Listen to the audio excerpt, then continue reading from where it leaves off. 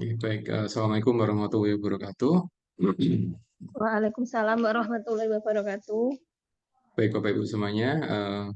Selamat siang dan hari ini kita akan belajar tentang teori lagi Bapak Ibu. Jadi insya Allah nanti di mata kuliah ini insya Allah kita akan banyak membahas tentang teori-teori tentang chronic illness, karena kalau saya membahas tentang penyakit definisi sepertinya di S1 sudah banyak dikupas gitu ya. Jadi saya akan banyak membahas tentang teori dan saya akan sedikit menyinggung tentang penyakit-penyakit yang mungkin sudah ada gitu ya. Jadi saya akan mengkorelasikan antara teori dengan penyakit yang ada, kemudian nanti kita bisa tahu seperti apa implementasi teori yang sudah kita pelajari seperti itu nih. Karena kalau basic dari penyakit di S1 sudah banyak diulang ya, jadi definisi, etiologi itu saya kira sudah banyak, dan Bapak semuanya yang ada di Magister saya kira sudah cukup paham dengan beberapa konsep yang ada di teori seperti itu, teori-teori penyakit gitu ya. Tapi di apa di section ini atau di mata kuliah ini saya memang banyak menyampaikan teori tentang di keperawatan, kemudian kita melihat atau bagaimana mengimplementasikan pada pasien-pasien yang ada di KMB seperti itu ya. Karena KMB cukup luas, Bapak Ibu, cukup luas. Jadi kita tidak hanya membahas tentang penyakit saja, karena di keperawatan itu memang fokusnya adalah caring ya. Jadi caring itu memang melebihi apa namanya, pembahasannya melebihi dari kita sekedar membahas tentang klinis seperti itu ya.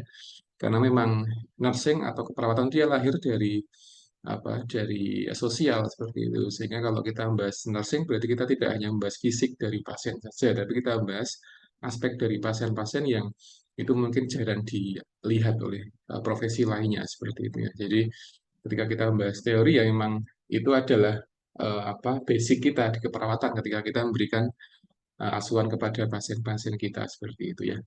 Nah, hari ini saya ingin sharing teori yang dikenal sebagai normalization theory. Jadi teori normalisasi pada penyakit kronis seperti itu ya. Nah, teori ini pada dasarnya sebuah teori yang itu diterapkan pada pasien-pasien yang dia sudah ada di fase apa rehabilitasi, atau ketika dia sudah selesai dari rumah sakit, kemudian dia di rumah dan dia adaptasi dengan kondisi yang ada di rumah seperti itu. Jadi ini yang dikenal sebagai normalization theory ya. Jadi ada banyak sekali teori-teori yang ada di chronic illness, tapi ini saya angkat karena memang ini sangat penting Bapak Ibu semuanya, karena banyak pasien-pasien yang dia di rumah sakit, kemudian dia pulang, tapi ketika dia pulang dia tidak bisa adaptasi dengan kondisi yang di rumah, sehingga dia balik ke rumah sakit lagi. Jadi dia sering bolak-balik seperti itu. Nah, ini saya kira perlu evaluasi ya, kira-kira penyebabnya apa sehingga pasien dia tidak bolak-balik ke rumah sakit dalam kondisi atau keluhan yang sama seperti itu ya. Nah, di sesi ini saya ada ada 3 poin yang akan saya sampaikan. Yang pertama adalah deskrip atau mungkin penjelasan tentang mohon maaf Bapak Ibu, historical, jadi aspek sejarah dari normalisasi. Kemudian yang kedua adalah tentang konsepnya ya, definisi dan sebagainya. Kemudian yang ketiga adalah tentang implementasi teori dalam praktek, dalam riset dan juga dalam layanan keperawatan seperti itu ya. Baik, ini kalau dilihat dari background-nya, ya saya punya 42 slide, semoga sebelum jam setengah 4 sudah selesai, tidak nggak gitu molor ya untuk selesainya. Baik, dari background ini ada 2 statement Bapak Ibu semuanya yang menyampaikan tentang satu kondisi di mana ketika seorang pasien itu dia sudah didiagnosa penyakit kronis, maka dia akan hidup ya dengan kondisi penyakit tadi dalam waktu yang cukup lama seperti itu. Dan dia tidak hanya hidup dengan penyakitnya, tapi dia juga hidup dengan manajemennya seperti itu. Jadi ketika pasien-pasien yang kronis itu dia sudah sudah bersahabat dengan penyakit dan manajemen, itu akan mudah bagi dia untuk adaptasi kayak gitu. Tapi ketika pasien-pasien yang dia memang baru menderita penyakit tertentu, kemudian dia ternyata dia kondisinya kronis sehingga dia butuh adaptasi ya, baik dari aspek adaptasi dengan penyakitnya, tanda gejala, simptomnya dan sebagainya. Yang kedua, adaptasi dengan manajemennya. Jadi manajemen tata laksananya ya, baik itu tata laksana keperawatan atau tata laksana yang ada di medis atau kedokteran seperti itu. Nah, 2 kondisi ini yang sering memicu pasien banyak pikiran ya, banyak pikiran, sehingga kadang pasien dia pesimis ketika dia sakit kayak gitu ya. Ketika pesimis itu seringkali mengganggu dari kondisi fisiologis pasiennya ya, karena kondisi psikis pasien itu memang dia sangat erat kaitannya dengan fisik pasiennya. Jadi ketika psikisnya dia bermasalah atau ketika fisiknya dia bermasalah, biasanya psikisnya juga ikut berpikir atau dia memikir seperti itu ya. Yang kedua adalah kondisi dari keluarganya biasanya. Jadi ketika ada satu anggota keluarga yang sakit, itu biasanya satu satu rumah ya sakit semua. Artinya dia ikut mikir kayak gitu ya. Ini kenapa nggak sembuh? Kemudian pengobatannya gimana? Kadang harus pindah-pindah ke rumah sakit, kadang pindah dokter dan sebagainya. Itu proses yang sering kita amati di masyarakat kita seperti itu. Sehingga kalau kita berada dengan penyakit kronis ya memang hal terpenting adalah memahamkan pasien dan keluarganya dengan kondisi simptomnya dan juga kondisi dari manajemennya seperti itu ya. Yang kedua adalah penyakit itu dia disebut sebagai kronis ketika dia merubah kondisi kesehatan dalam waktu yang lama dan juga dari aspek manajemen dan treatmentnya. Jadi ini satu patokan yang saya kira sudah banyak dipahami orang. Jadi ketika dikatakan kronis ya dilihat dari ini waktu apa namanya waktu penyembuhan dan waktu manajemennya dia berapa lama. Ya, dan ini sudah kita bahas di pertemuan pertama dulu ya. Jadi tentang perbedaan antara akut dengan kronis. Di antaranya adalah waktu dan tata laksananya, seperti durasinya ya. Nah, ketika pasien itu dia menderita penyakit, kemudian dia melakukan sesuatu, dia merasakan tanda gejala, ya itu memang hal yang bagian dari konsekuensi dari sakit seperti itu. Nah, ketika tanda gejala dia berlangsung lama, kemudian dia juga manajemennya itu lama, ya memang apa itu diantara dinamika yang ada pada penyakit kronis gitu ya. Jadi pasien-pasien dengan asma atau hipertensi dan sebagainya yang ada di komunitas itu mereka rata-rata ya dia adaptasi, harus bisa adaptasi dengan manajemen dan treatment yang ada pada kondisi si pasien tadi gitu ya. Kalau asma ya dia yang pakai obat-obatan, pakai inhaler dan sebagainya. Kemudian kalau hipertensi ya dia memang harus rutin ngecek atau mungkin medikasi gitu ya. Sehingga ketika kita membahas penyakit kronis tidak lepas dari medication adherence, jadi kepatuhan terhadap pengobatan. Dan ini sudah kita bahas konsepnya di beberapa pertemuan yang lalu seperti itu ya. Sehingga ketika kita ada di bangsal, kemudian pasien sudah ada jadwal pulang ya gitu, kemudian kita bisa edukasi ya, edukasi tentang medikasinya, kemudian bagaimana kontrol ke poli dan sebagainya itu hal yang memang perlu kita sampaikan kepada pasiennya. Dan kadang kita menyampaikannya juga berulang kali, tidak cukup sekali dua kali ya, karena pasien kadang ya lupa, kemudian kadang dia ketika ingin pulang ya dia kadang sudah fokus di rumah, jadi kadang kita ngomong apa juga kadang pasien sudah yang ada dalam pikiran sudah pengen pulang kayak gitu ya, karena dia sudah pengen di rumah dan sebagainya, meskipun dalam kondisi yang belum begitu sehat kayak gitu ya. Nah, makanya di sini emang peran dari perawat itu menjadi hal yang sangat-sangat penting untuk semuanya ketika ada di bangsal gitu ya. Edukasi, kemudian menyampaikan kepada pasien gitu ya. Kemudian media-media edukasi misalkan dengan leaflet atau mungkin yang lain itu saya kira sangat penting untuk memahamkan pasien terkait kondisinya. Jadi jangan sampai pasien dia di rumah, kemudian dia baru berapa lama, kemudian dia balik ke rumah lagi karena kondisinya sama, atau mungkin dia kambuh gitu ya. Nah, ini yang perlu dipahamkan kepada pasien ya gitu. Dan sekali lagi bahwa kita ke pasien juga tidak cuma sekali dua kali, tapi butuh berkali-kali untuk memberikan informasi ya kepada pasien supaya pasien dia memahami tentang penyakitnya dan dia bisa adaptasi dengan penyakitnya seperti itu. Dan banyak pasien yang dia sudah berhasil adaptasi dengan penyakitnya ya, pasien asma dia sudah bisa mengetahui penyebab asmanya kambuh dia seperti apa, kemudian dia sudah bisa menghindari gitu ya dan sebagainya, dan dia sudah bisa apa bersahabat dengan asma ya, dia tidak jarang kambuh ketika ada di rumah gitu ya dan sebagainya. Ini dua statement ini saya kira sudah sudah banyak diulang-ulang ya di banyak mata kuliah, sehingga kita mengulang lagi, dan secara prinsip bahwa seorang itu dikatakan kronis ketika ada perubahan kondisi kesehatan yang membutuhkan manajemen dan treatment yang dalam waktu yang lama seperti itu ya. Dan pasien ketika dia sudah ada di stadium penyakit kronis ya dia yang pertama dia harusnya bisa adaptasi dengan simptomnya, yang kedua adaptasi dengan pengobatan atau treatment yang akan dia terima seperti itu. Nah, kemudian yang ketiga adalah di beberapa kondisi Bapak Ibu. Jadi penyakit kronis itu dia seringkali menimbulkan satu stigma ya, baik itu fisik atau mungkin psikologis gitu, sehingga aspek stigma ini juga terkadang menjadi problem ketika kita menangani penyakit tertentu seperti itu ya.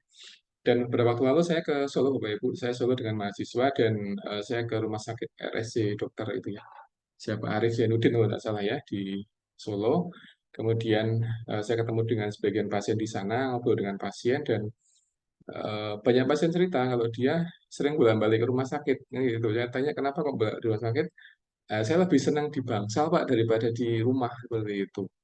Nah, kalau di rumah saya sering dimarahi oleh keluarganya, di tetangganya juga sering apa kurang bersahabat sehingga ketika di rumah itu dia tidak mendapatkan satu perlakuan yang bagus ya dia kambuh kemudian dibawa ke rumah sakit lagi seperti itu dan itu sudah ber saya tanya kemarin ada 4 kali bolak-balik ke rumah sakit dengan kondisi yang sama seperti itu. Nah ternyata problemnya adalah di antaranya barangkali dari aspek lingkungan seperti itu. Jadi masih ada stigma yang berkaitan dengan pasien-pasien dengan gangguan kejiwaan seperti itu. Nah, ini kan jadi satu PR ya, PR memang apa lingkungan menjadi satu hal yang sangat menjadi satu faktor yang bisa memicu seorang itu sakit atau mungkin membuat orang itu sehat seperti itu. Sehingga memang di sini peran dari keluarga, kemudian peran dari beberapa peran kesehatan itu sangat penting ketika akan mengendalikan lingkungan yang ada di sekitar pasiennya seperti itu ya.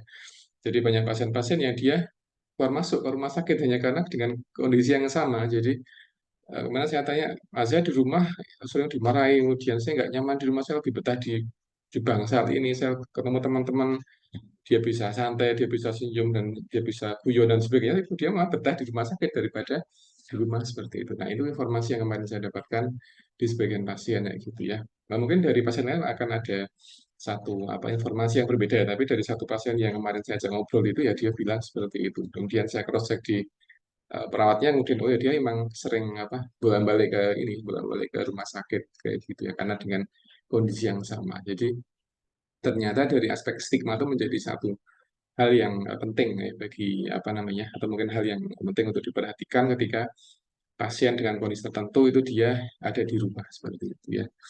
Dan di banyak teori juga disampaikan jadi stigma itu masih menjadi satu permasalahan yang saya kira masih banyak dibahas ya bagaimana mengatasi dan sebagainya seperti itu. Apalagi yang berkaitan dengan gangguan kejiwaan itu sangat apa luar biasa untuk stigmanya yang ada di masyarakat kita. Gitu ya. Jadi orang dengan gangguan pasien dengan di RSC, kemudian di RSC dia sudah dibolehkan pulang karena sudah stabil kondisinya, dia pulang ke rumah, di rumah keluarganya, kemudian tetangganya, sudah kayaknya sudah nggak welcome lagi atau kurang welcome, kemudian pasien dia kepikiran, kemudian dia kambuh lagi dan sebagainya itu kan kasihan melihatnya ya semuanya hingga pasien dia seolah-olah tidak punya tempat untuk tinggal. Jadi memang dia hanya di rumah sebentar, kemudian dia balik ke rumah sakit lagi, kemudian di rumah sakit dia sudah baik, kemudian dia pulang, kemudian di lingkungan dia muncul masalah lagi, kemudian dia balik lagi. Jadi pasien jadi kayak terombang-ambing dia mau kemana seperti itu ya. Ini kemarin yang berapa yang menjadi bahan diskusi kami dengan mahasiswa kemarin.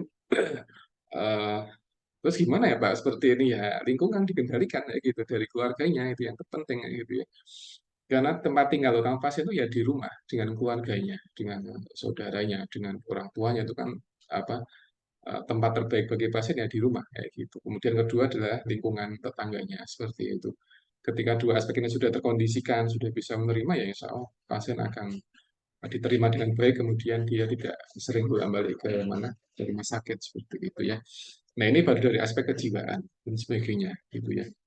Ada beberapa kondisi-kondisi tertentu yang masih ada stigma yang ada di masyarakat kita. Misalkan pasien-pasien dengan amputasi ya, post amputasi IDM kayak gitu. Ini pas sebagian pasien dia merasa kurang dapat perlakuan yang bagus ketika dia di rumah. Ketika di rumah sakit kemudian dia diamputasi sebagian kakinya, kemudian dia pulang ke rumah, kemudian dia pakai kaki palsu misalkan, nah itu sebagian dari masyarakat sudah memandang itu hal yang negatif dan luar biasa sehingga pasien dia menjadi kurang sosialisasi di rumah, kemudian dia sering banyak di kamar dan sebagainya itu yang terkadang menjadi problem ketika pasien-pasien diabetes kemudian dia memang diamputasi dan dia tinggal di masyarakat seperti itu ya. Nah makanya ketika pasien-pasien itu dia sudah di rumah sakit kemudian dia diperbolehkan pulang, kemudian di rumah dia ada upaya untuk apa tinggal atau menyesuaikan dengan kondisi di rumah dalam kondisi yang berbeda barangkali itu yang disebut sebagai normalisasi Bapak Ibu semuanya. Jadi dia bentuk dari strategi pasien dan keluarganya untuk bisa aktivitas seperti biasanya ya. Meskipun dalam keadaan yang dia terbatas seperti itu. Ya, jadi disampaikan di sini bahwa living as normally as possible. Sekalipun pasien dia kakinya hanya satu, tapi dia berusaha untuk memaksimalkan perannya ketika dia sudah di rumah. Itu disebut sebagai normalisasi, Bapak Ibu. Jadi itu definisi yang mudah yang bisa kita pahami dari konsep normalisasi. Jadi pasien dia sudah dibangsal di rumah sakit, kemudian dia dapat treatment yang macam-macam, kemudian dia sudah diperbolehkan pulang. Nah, ketika di rumah dia berusaha adaptasi dengan kondisi yang ada di sekitar lingkungan pasiennya, baik dari keluarganya, dari masyarakat dan sebagainya. Nah, proses adaptasi itu yang apa namanya yang akan dilakukan oleh klien itu adalah proses denormalisasi seperti itu. Jadi dia berusaha aktivitas normal, sekalipun dia masih punya keterbatasan fisiknya seperti itu. Nah, ini yang apa akan kita bahas di pertemuan sore hari ini seperti Bapak Ibu ya. Itu. Nah, jadi definisi serumnya adalah satu metode ya, satu metode adaptasi dari penyakit kronis dan itu dilakukan oleh pasien melalui beberapa coping strategi yang nanti akan membuat pasien dia mampu untuk bisa adaptasi dengan kondisi keterbatasan yang ada pada si pasien tadi ya gitu. Jadi ini normalisasi ya gitu ya. Dan saya yakin ini sudah banyak dilakukan oleh pasien-pasien kita yang ada di rumah sakit ya, dia sudah berusaha untuk adaptasi, dia punya coping yang macam-macam sehingga dia diterima oleh keluarganya, diterima oleh masyarakat dan sebagainya, sehingga dia bisa maksimal ketika dia berada di rumah sakit, di masyarakat sekalipun dia punya keterbatasan seperti itu. Ya. Nah, ini contoh dari beberapa pembuat kaki palsu atau prosthetic leg kayak gitu ya semuanya. Dan pasien-pasien yang DM yang dia teramputasi ya terkadang itu dia meminta untuk menggunakan kaki palsu sehingga dia harus diukur kemudian dan sebagainya, sehingga ketika dia di masyarakat itu dia tidak dalam keadaan kakinya satu seperti itu ya, karena beberapa yang pernah kita wawancara itu pasien merasa ada rasa malu ketika dia di masyarakat, kemudian dia mungkin belanja di depan rumah, ketika ada eyek di depan rumah gitu ya, dia belanja itu kadang dia merasa malu kalau kakinya cuma satu.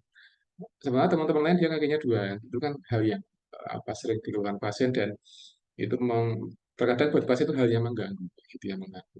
Sehingga dia untuk berusaha untuk membuat ke kaki palsu, kemudian dia membuat seperti itu, dia ke sebuah tempat yang bisa membuat kaki palsu seperti itu. Nah ini seperti ini prostetik normalisasi.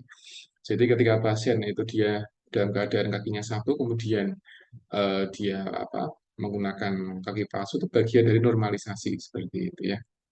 Nah, ini proses yang sering dialami oleh pasien-pasien yang dia memang post amputasi. Jadi dia berusaha untuk mencari coping, ya berusaha untuk hidup normal, tapi dengan menggunakan beberapa mungkin menggunakan prosthetic leg seperti itu ya, membuat kaki palsu.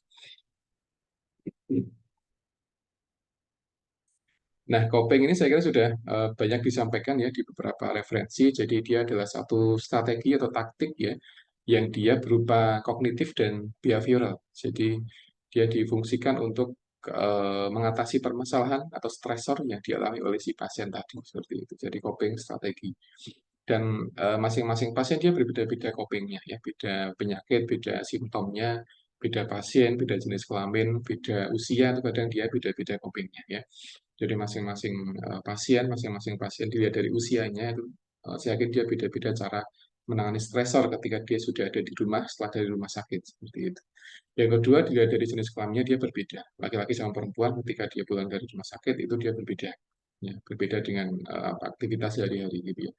Kalau yang perempuan yang ibu-ibu barangkali ketika di rumah dia pengen macam-macam, dia pengen masak, pengen nyapu, tapi kondisi sakit itu menghalangi. Jadi dia biar istirahat dulu di rumah, jadi jangan langsung aktivitas full di rumah gitu, malah nanti bisa mengganggu kesembuhan dari sakitnya tadi seperti itu. Nah, sehingga ini kan definisi yang umum ya, jadi tidak menggambarkan seperti apa sih jenis coping yang akan dilakukan oleh pasien-pasien kita. Tapi kalau kita lihat keseharian yang ada di bangsal kayak gitu, ya kita bisa mengamati kalau beda usia, beda jenis kelamin, beda simptomnya, ya penyakitnya sama simptom berbeda itu dia copingnya juga beda. Sehingga kalau kita di pasien ya kita diskusi dengan pasien kira-kira pasien biasanya kalau kondisi seperti ini dia seperti apa copingnya, apakah dengan nonton TV atau mungkin di rumah dia ngobrol dengan orang lain, itu kan masing-masing dia punya style sendiri dalam mengatasi stresor yang ada pada si pasien tadi. Jadi teori ini pada dasarnya diaplikasikan di rumah. Ketika pasien dia sudah ada di rumah, kemudian dia sedang fase untuk hidup normal ya, new normal kalau bahasanya COVID-19 kemarin. Tapi ini dengan coping yang mungkin berbeda-beda. Ya, beda usia, beda jenis kelamin, kemudian beda simptomnya, dia akan berbeda-beda seperti itu.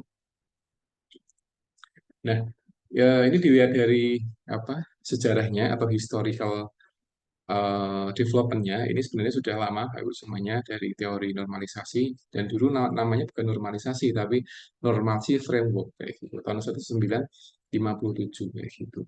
Dan kemudian tahun 1961 itu sudah ada perubahan nama jadi Deviance di Disavowal ya. Jadi ada beberapa konsep yang dia ada perubahannya seperti itu ya.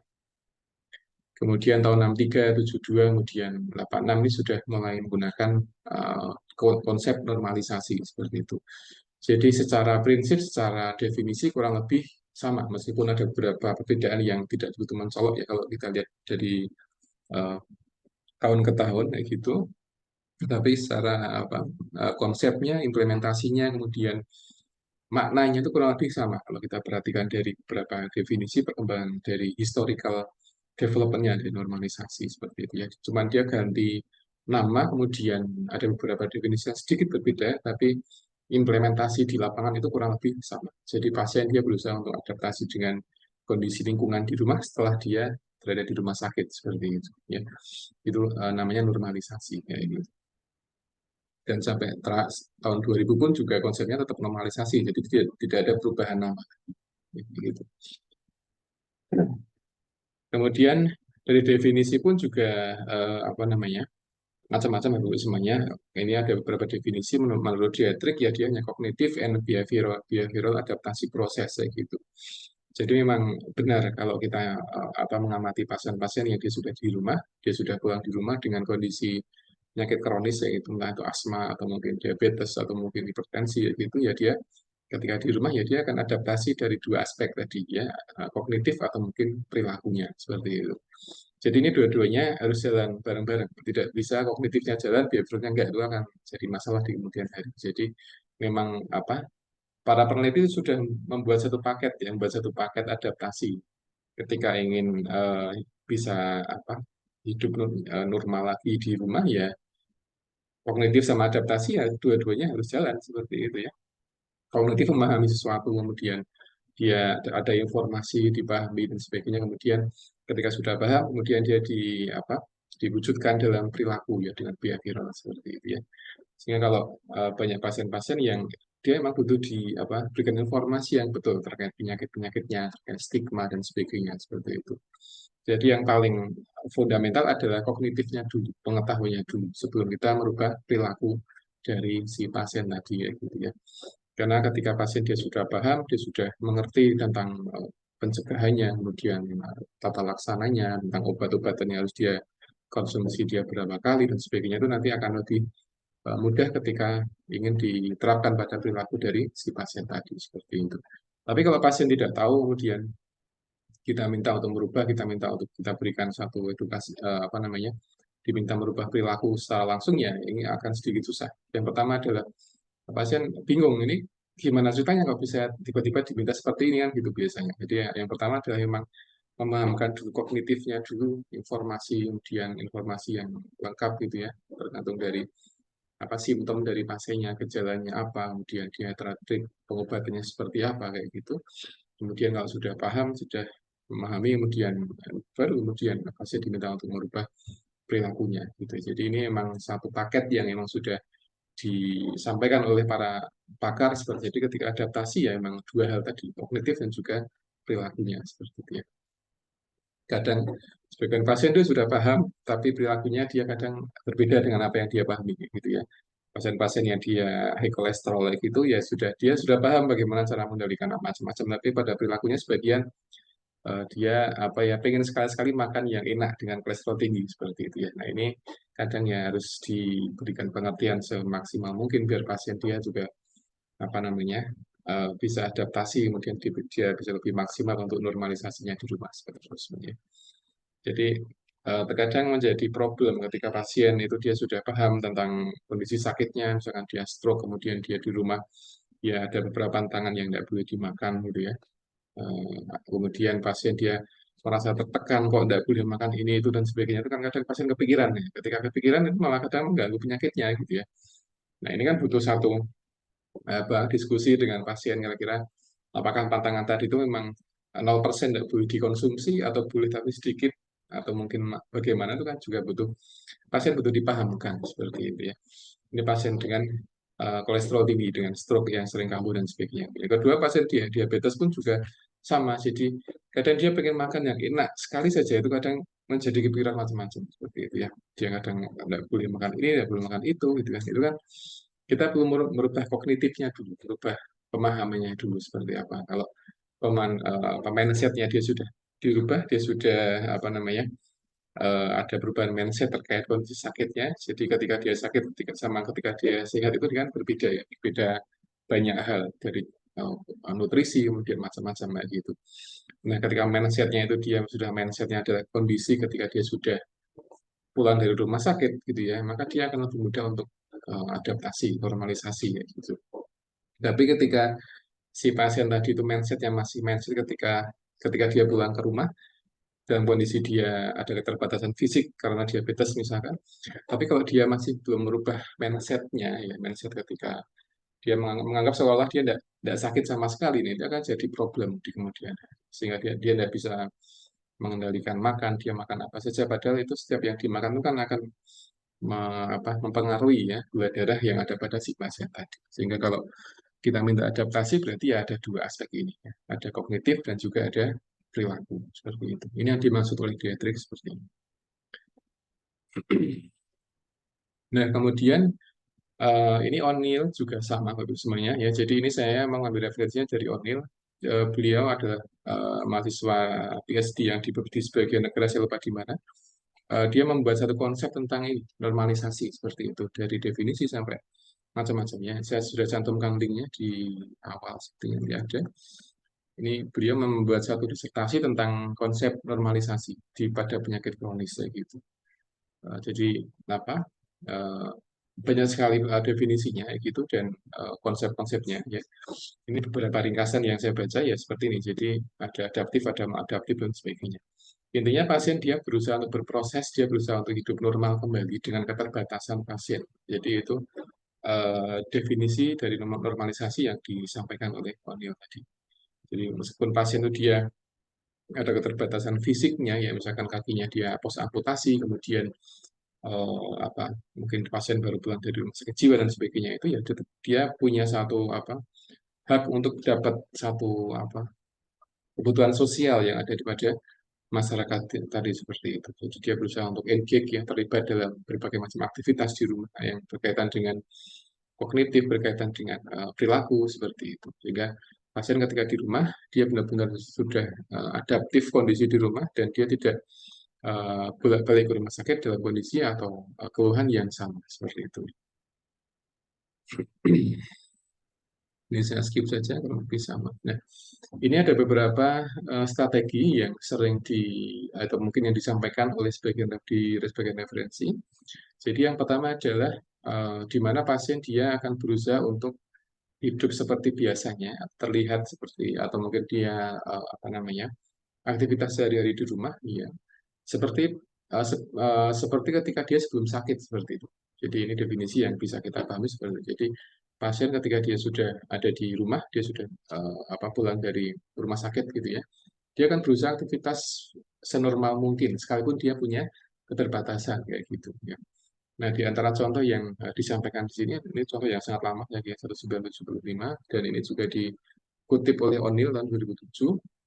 Jadi sebagian pasien-pasien yang dia dengan penyakit kronis itu dia berusaha untuk menyembunyikan keluhannya seperti itu. Jadi sekalipun dia sedang sakit, kadang ketika dikunjungi tangganya, ketika dia interaksi dengan orang lain, dia berusaha untuk hide, jadi menyembunyikan gitu ya. Atau mungkin ketika ditanya sakitnya sakit banget nggak sih, cuman anu aja sakitnya sedikit padahal aslinya sakit sekali ya gitu. Itu yang sering kita temukan seperti itu. Jadi kalau pulang dari rumah sakit gitu ya, sebagian tetangga kita gitu, kemudian saya perhatikan dia masih masih lumayan kondisi simptomnya gitu.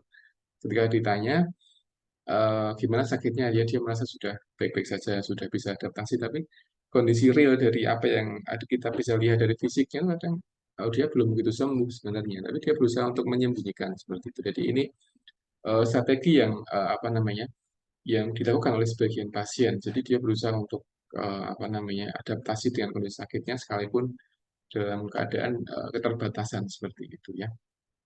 Jadi pasien dia butuh satu apa waktu yang cukup yang tidak sebentar ketika dia ingin adaptasi dengan kondisi lingkungannya seperti itu ya. Kemudian yang kedua adalah avoiding potentially embarrassing situation. Jadi yang berkaitan dengan fisik atau mungkin kondisi sakitnya. Jadi pasien itu terkadang dia menghindari beberapa perilaku yang membuat apa ya, yang kadang membuat dia sedikit malu dengan kondisi atau keterbatasan fisiknya seperti itu. Ya, terkadang ini contoh yang diberikan oleh Royer tahun 95 itu sebagian perempuan atau pasien itu dia tidak berbelanja ke pasar ketika tangannya masih bengkak karena dia khawatir nanti dia akan dilihat oleh banyak orang ketika tangannya bengkak seperti itu dan macam-macam ya. Ini contoh kecil yang mungkin sering atau mungkin kadang bisa kita perhatikan di lingkungan sekitar kita ketika pasien dia baru pulang dari rumah, kemudian di fisiknya dia ada keterbatasan tertentu, entah ada perban di tangan atau di bagian kepala atau lain, dia akan berusaha untuk membatasi aktivitas di luar rumah seperti itu. Karena ya nanti ini apa menurut Royer ini nanti akan banyak orang melihat, melihat kemudian ketika dilihat nanti pasien juga berpikiran oh gini, pikiran yang apa dalam artian agak aneh-aneh gitu ya, negatif kayak gitu. Dan ini mengganggu bagi pasien. Sehingga pasien ketika dia di rumah, sementara masih ada perban, masih pakai alat bantu jalan, itu dia mending di rumah saja, nggak kemana-mana. Jadi ini yang dimaksud oleh Royal tahun 1995 ya. Jadi avoiding potentially embarrassing situation ya. Jadi dia membatasi aktivitas fisik yang membuat dia terkadang bisa merasa malu dengan kondisi atau simptom yang dirasakan oleh si pasien tadi seperti itu. Tapi ketika dia sudah dilepas perbannya, kemudian dia sudah bisa jalan tanpa alat bantu, terus mungkin barangkali sudah akan berbeda kondisinya.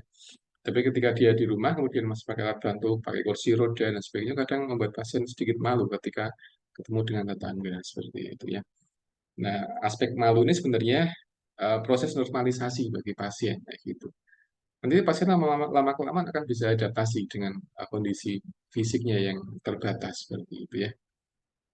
Pasien-pasien yang stroke, kemudian dia baru pulang dari rumah sakit, kemudian dia di rumah menggunakan kursi roda ketika di depan rumah untuk berjemur kayak gitu ya. Kemudian ya kadang itu membuat pasien sedikit merasa malu kayak gitu ya dengan kondisi fisiknya.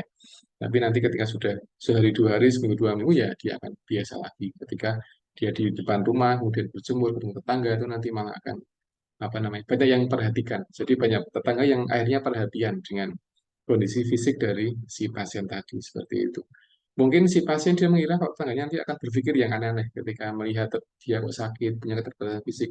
Tapi kondisi yang ada, realnya itu terkadang tetangga malah menjadi semakin perhatian ketika ada tetangganya yang sakit. Ketika di depan rumah, kemudian berjemur, duduk di teras kayak gitu, kemudian kena sinar matahari pagi kayak gitu, justru malah banyak yang memperhatikan ya, ditanyakan kok bisa gini, kemudian kadang ada yang memberikan saran, itu kan malah membantu pasien untuk normalisasi dalam kondisi lingkungan seperti itu. Tapi kalau pasien apa namanya dia terus-terusan di rumah, dia tidak mau kemana-mana, dia mengurung diri di rumah, itu akan menjadi kurang kurang kurang adaptif ya bagi kondisi pasien seperti itu ya.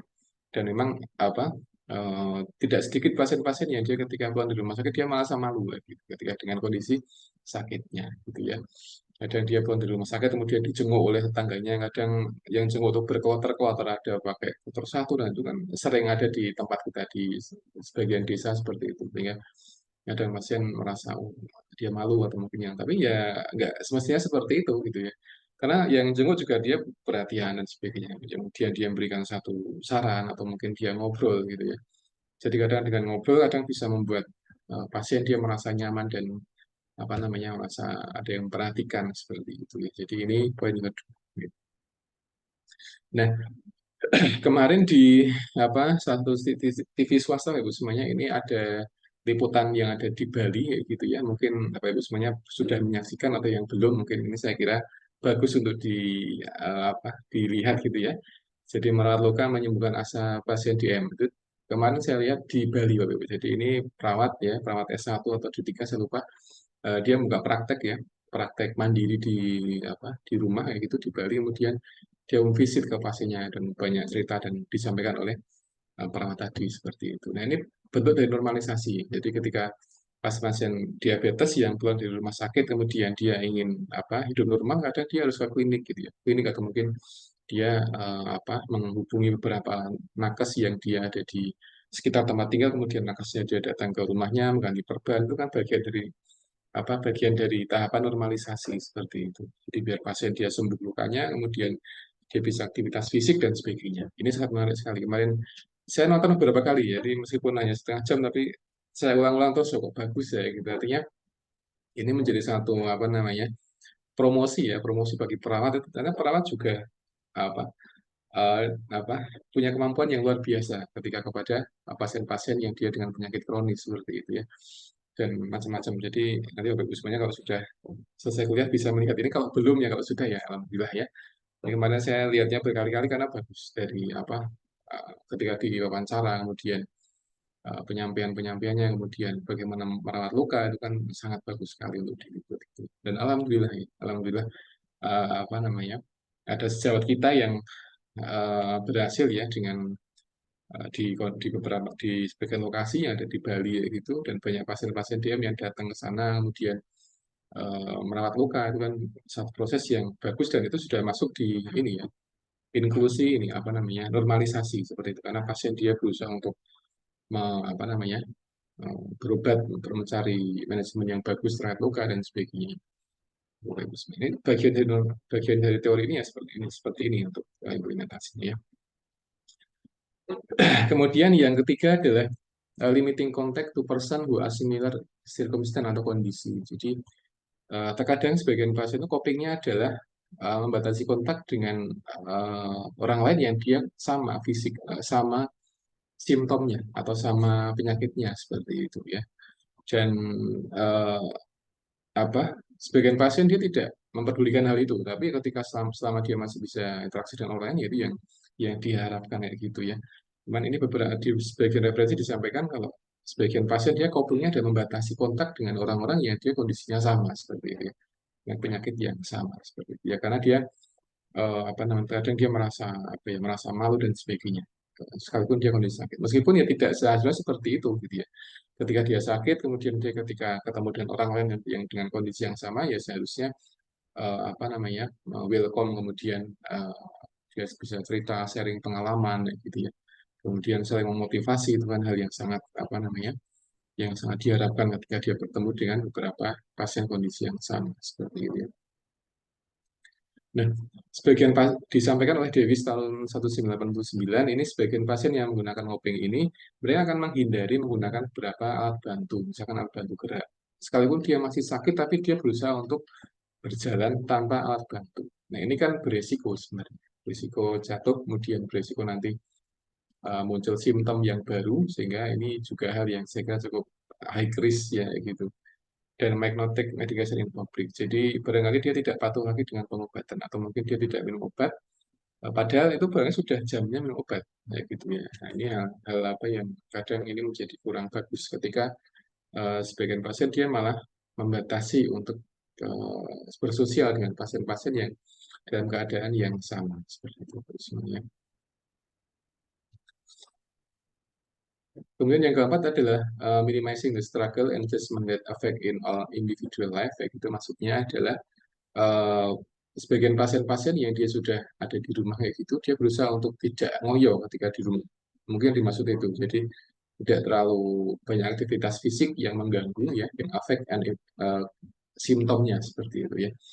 Ini memang benar sekali karena memang pasien-pasien yang pulang dari rumah sakit dalam kondisi dia terbatas fisiknya, terbatas mungkin respirasinya atau mungkin kemampuan kardiovaskulernya, ya ketika di rumah dia memang harus banyak istirahat dulu, jadi tidak boleh aktivitas fisik yang terlalu tinggi sehingga malah akan menimbulkan simptom yang baru atau simptom yang lama dia akan kambuh lagi seperti itu ya. Nah, dengan kondisi ini ya pasien dia terkadang itu dia merubah mindsetnya, dia ada perubahan mindset. Jadi menurut Knafel Diatrik 86 ini pasien-pasien yang dia mengambil coping yang minimizing ini dia menganggap kalau sakit itu hal yang biasa gitu, hal yang biasa, hal yang memang bagian dari konsekuensi manusia. Jadi ya sakit kan nggak mungkin manusia itu dia sehat terus gitu ya. Dalam setahun mungkin seorang itu sakitnya berapa kali gitu ya. Dalam 2 tahun mungkin sakitnya berapa kali seperti itu ya. Nah, ketika pasien-pasien dia sudah punya mindset seperti itu, nanti dia akan mudah untuk adaptasi ketika dia sudah di rumah. Oh, dia paham, oh dia sedang sakit, dia sedang ada keterbatasan kardiovaskuler, dia ada keterbatasan respirasi atau keterbatasan motorik gitu ya, sehingga dia tidak akan ngoyo ketika di rumah aktivitasnya, dia akan santai gitu ya, dia akan aktivitas fisik tapi tidak berlebihan sehingga akan mengganggu kondisi simptom yang ada pada pasien tadi seperti itu. Karena sebagian pasien ketika dia pulang di rumah itu terkadang masih ada gejala sisa yang harus yang belum total sembuh ketika dia ada di rumah sakit. Nah, gejala sisa ini nanti akan terkadang akan hilang ketika pasien sudah bisa normalisasi di rumah dengan aktivitas fisik sehari-hari dan sebagainya gitu ya. Nah, menurut Kenavalent Dietrik ini ketika pasien itu dia sakit kemudian dia punya pola pikir kalau ini hal yang biasa dalam kehidupan seorang manusia ya dia akan lebih mudah untuk adaptasi seperti itu ya. Jadi banyak pasien-pasien yang dia sudah acceptan dengan kondisi sakitnya, yaitu pasien asma, hipertensi, diabetes, kemudian macam-macam itu. Ketika dia sudah acceptan dengan kondisinya, itu akan mudah untuk adaptasi. Ya. Dia akan mudah adaptasi dengan simptom yang dia rasakan.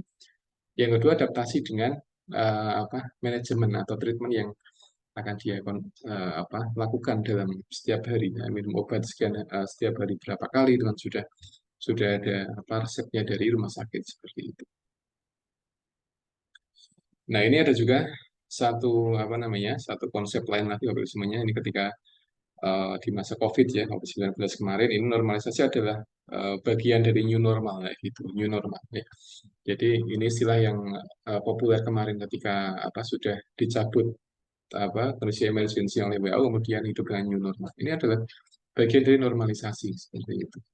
Jadi ketika 2-3 tahun kita dalam kondisi pandemi ya, nggak begitu nggak begitu bebas ngapain aja gitu, banyak pembatasan-pembatasan. Tapi ketika sudah dicabut kondisinya, itu dia sudah mulai ada fase new normal. Jadi tetap tetap bisa aktivitas normal tapi dengan pembatasan tertentu dan sebagainya gitu ya.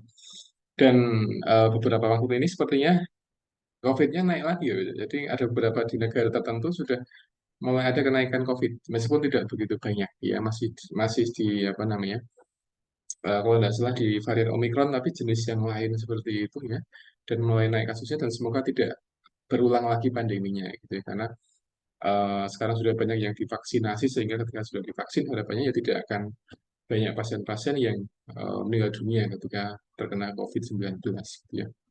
Nah, sekarang sudah ada di fase new normal lagi. Dulu sebelum COVID itu ya kehidupan normal seperti biasa. Pas kemudian COVID 2-3 tahun kayak gitu ya, pas warga Indonesia dia sudah banyak keterbatasan, susah ngapain aja gitu dan banyak aktivitas fisik yang dia dibatasi. Tapi ketika sudah kondisi pandemi sudah hilang itu kemudian dia menjadi new normal. Artinya masih possible, artinya masih ada beberapa kemungkinan COVID itu akan ada lagi seperti itu dan itu benar. Jadi sekarang sudah mulai ada peningkatan kasus dan semoga tidak begitu banyak ya, artinya tidak seperti tahun-tahun sebelumnya. Artinya ini kondisi-kondisi yang memang kita harus yang waspada dan karena virus ya sehingga harus banyak pendekatan-pendekatan yang kita sampaikan kepada masyarakat di sekitar kita seperti itu ya. Jadi normalisasi itu dia new normal ya, istilah yang sering disebut-sebut ketika pandemi ya gitu ya. Ini konsepnya kurang lebih sama dengan normalisasi yang sudah kita pelajari beberapa slide tadi ya gitu. Kemudian coping yang kelima adalah being flexible and able to balance demands atau pasien-pasien yang dia sudah ada di rumah yang sudah pulang dari rumah sakit kayak gitu, dia berusaha sefleksibel mungkin dan mampu untuk membalance dengan aktivitas fisik dan juga kondisi fisik kondisi dari sakitnya seperti itu. Nah, biasanya pasien-pasien yang dengan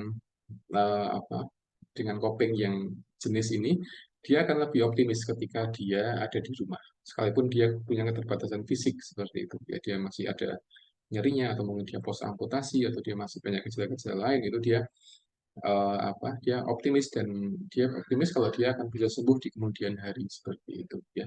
Sehingga ini coping yang berkaitan dengan kognitif ya gitu. Kognitif dan ketika pasien dia optimis maka dia akan bisa untuk berperilaku yang sehat ketika di kemudian hari. Ya.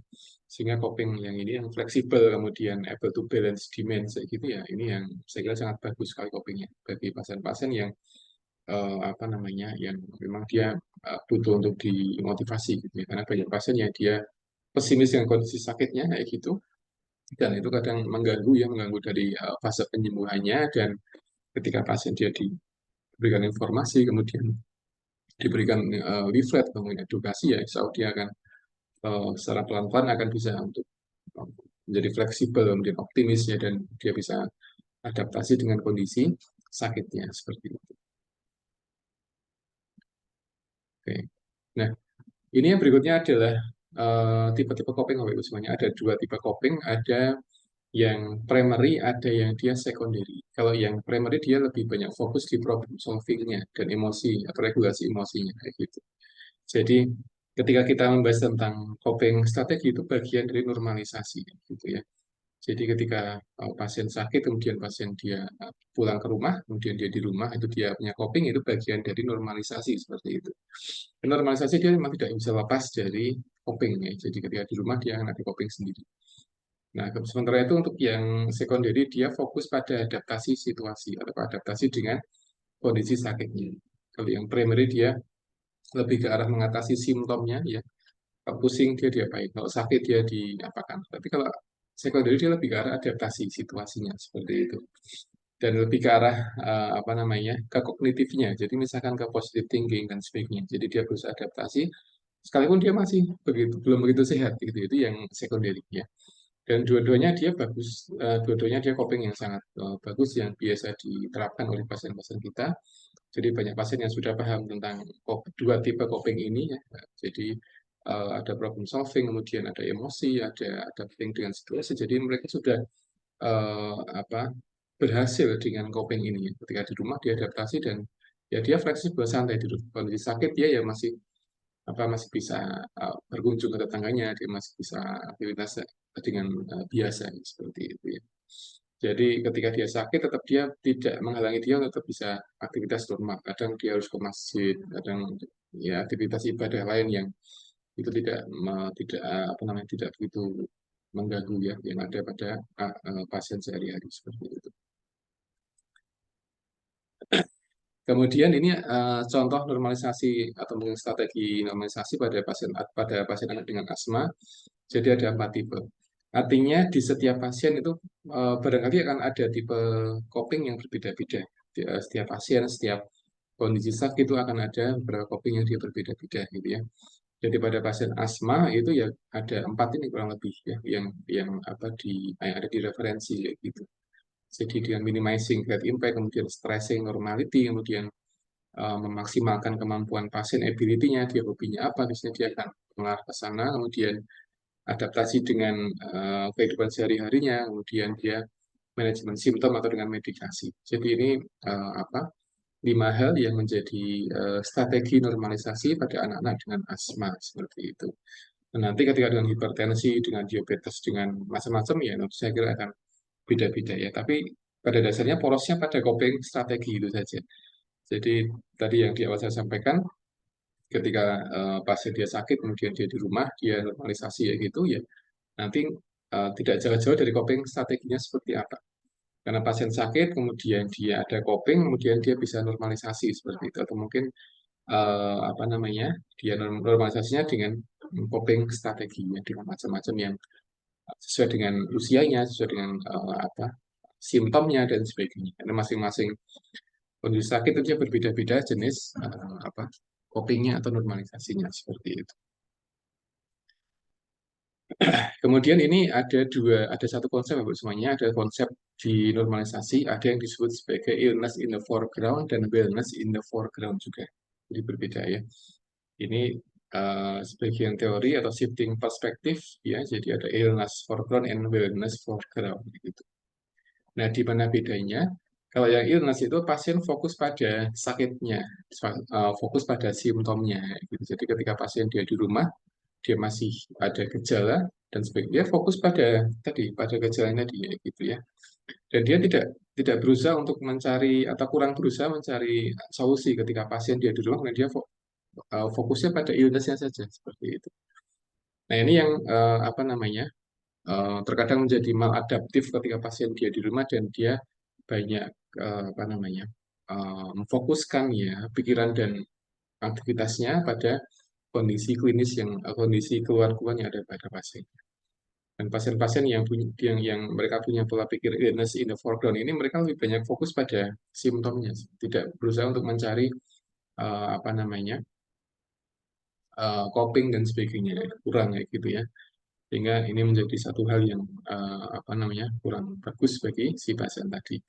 Sementara itu yang terbaik adalah yang wellness in the foreground. Jadi sekalipun pasien itu dia sudah atau mungkin dia sudah di rumah dalam kondisi yang mungkin masih ada simptomnya, tapi tetap dia masih ada keinginan untuk mencari coping. Jadi wellness in the foreground seperti itu. Jadi ini dua dua sisi yang terkadang ada pada sebagian pasien yang dia sudah di rumah dan sedang ada di fase normalisasi seperti itu ya. Dia berusaha untuk mencari apa coping dan ketika dia fokusnya pada wellness in the foreground gitu. Tapi ketika pasien-pasien yang dia masih di illness in the foreground, dia banyak fokus pada simptomnya.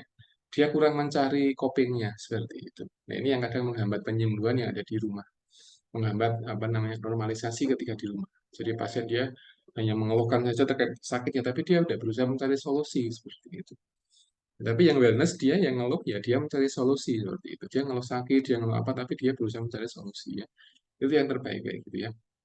Jadi illness dia fokus pada keluhan-keluhannya, ya mengeluh boleh orang sakit ya. Karena ya wajar orang sakit, kita pun kalau sakit juga ngeluh gitu ya. Tapi yang jadi fokus adalah ketika ngeluh ya kita juga mencari solusi. Jadi tidak hanya sebatas mengeluh saja, tapi harus ada kelanjutannya. Jadi ada penyakit, ada keluhan fisik, keluhan, kemudian ada solusi kan seperti itu. Jadi ada satu coping yang dia atau strategi yang mengatasi si keluhan tadi. Jadi ini perbedaan konsepnya di situ ya. Kemudian yang berikutnya ini O'Neill juga menyampaikan tentang konsep scroll adoption Bapak Ibu semuanya. Ini ada 4 apa parameter atau 4 aspek yang disampaikan oleh O'Neill tadi. Jadi scroll ini adalah bahasa mudanya adalah kondisi yang seharusnya dimiliki oleh orang sakit seperti itu. Ketika dia sudah di rumah dan di fase normalisasi, itu scroll adoption seperti itu. Jadi situasi atau beberapa kondisi tertentu yang itu idealnya ada pada kondisi orang-orang sedang di rumah setelah dia pulang dari rumah sakit kayak gitu. Nah, yang pertama adalah the sick person is exempt for normal social roles. Jadi orang yang sakit ketika dia di rumah itu dia sedikit dibebaskan atau dia membatasi diri dari aktivitas normal sosial di rumah. Sebelum dia maksimal sembuhnya seperti itu. Jadi ketika dia di rumah, ya dia istirahat saja gitu, istirahat kemudian dia biar maksimal semuanya, kemudian dia boleh untuk aktivitas fisik seperti itu. Jadi ada pembatasan ya. Jadi misalkan apa anak-anak di rumah ya ketika dia pulang dari rumah sakit ya dia biar santai dulu di rumah ya nonton apa YouTube atau apa biar dia fresh dulu pikirannya sebelum dia aktivitas seperti biasanya seperti itu ya. Kalau yang sakit ibunya ya di rumah ya mungkin suaminya menggantikan masak gitu kan kalau di rumah. Jadi mengganti masak atau beli sayur jadi biar istrinya dia istirahat dulu di rumah ketika apa baru pulang dari rumah sakit. Itu maksud dari exempt from normal social roles seperti itu. Nah, yang kedua adalah the sick person is absolved of personal responsibility atau she or he is not blamed to for their condition. Jadi yang kedua ini maksudnya adalah ketika orang sakit itu dia di rumah ya jangan disalahkan kondisinya seperti itu. Jadi jangan disalahkan kenapa dia kok sakit sih. Jadi jangan apa namanya jangan dipojok-pojokkan kayak gitu. Jadi mudahnya gitu. Jadi ketika seorang itu di rumah ya udah disambut dengan kondisi dengan welcome dan sebagainya kemudian dipenuhi kebutuhan sakitnya dan sebagainya. Jadi jangan disalahkan karena sakitnya tadi. Itu pasien akan kepikiran kemudian macam-macam gitu ya. Nah, ini sering terjadi atau terkadang terjadi pada pasien-pasien yang dia dengan gangguan kejiwaan. Ketika dia pulang ke rumah, itu sebagian keluarga itu masih ada stigma, dan stigma tadi kadang malah membuat pasien di rumah itu merasa tidak nyaman seperti itu. Jadi salah-salahkan dan macam-macam itu kan menjadi pasien dia kepikiran, dia merasa kok nggak diterima di rumah, ini dia kambuh lagi. Setelah kambuh di rumah, keluarga yang tidak ke rumah sakit, kemudian dia dijemput ke RSC lagi, atau mungkin dia diantar ke RSC lagi, dan sebagainya. Jadi kadang siklusnya seperti itu ketika di RSC ya. Jadi sebagian pasien tidak semuanya. Jadi satu dua pasien dia sering bolak-balik ke rumah sakit karena di rumah memang kondisinya memang ini apa namanya kurang adaptif untuk normalisasi pasien gitu ya. Kemudian yang ketiga adalah the sick person is need of expertise of a physician atau nurses gitu ya. Jadi memang ketika pasien dia sudah di rumah dan sudah di fase normalisasi ya dia butuh tetap butuh ini ya, butuh konsultasi, butuh kontrol, itu kan hal yang saya kira wajib ya, boleh dengan dokter, dengan perawat yang expert dan sebagainya boleh. Jadi boleh untuk konsultasi. Yang keempat adalah the sick person should try to get well. Jadi tetap dia harus berusaha untuk sehat kembali. Jadi ini empat hal yang yang idealnya ada pada pasien-pasien yang dia baru pulang dari rumah sakit dan ada di fase normalisasi. Jadi dia sedikit dibebaskan dari aktivitas fisik. Yang kedua, dia tidak disalah-salahkan karena kondisi sakitnya ya. Yang ketiga, dia butuh untuk tetap konsul dengan nakes gitu. Yang keempat, dia tetap dimotivasi untuk sembuh. Jadi itu empat kondisi yang idealnya ada pada orang yang baru pulang dari rumah sakit dan ada di fase normalisasi seperti itu. Ini saya skip saja. Oke. Ini mungkin ini Bapak Ibu sebagai intermezzo saja. Tadi saya membaca jurnal, ternyata konsumsi tomat ya, tomat dalam jumlah 110 gram per hari itu dia bisa mengurangi resiko dari penyakit kardiovaskuler kayak gitu. Kalau dulu terkenal dengan timun ya, timun atau macam-macam gitu ya. Sekarang riset terbaru ada menggunakan tomat kayak gitu. Jadi ini risetnya apa dibagi, jadi peneliti dia menggunakan beberapa grup ya, grup peneliti, grup pasien atau sampel responden gitu. Dan grup satu dia konsumsi tomat sekian gram per hari, grup dua dia sekian gram per hari, grup tiga dan sebagainya gitu. Dan dia diamati selama 3 tahun gitu.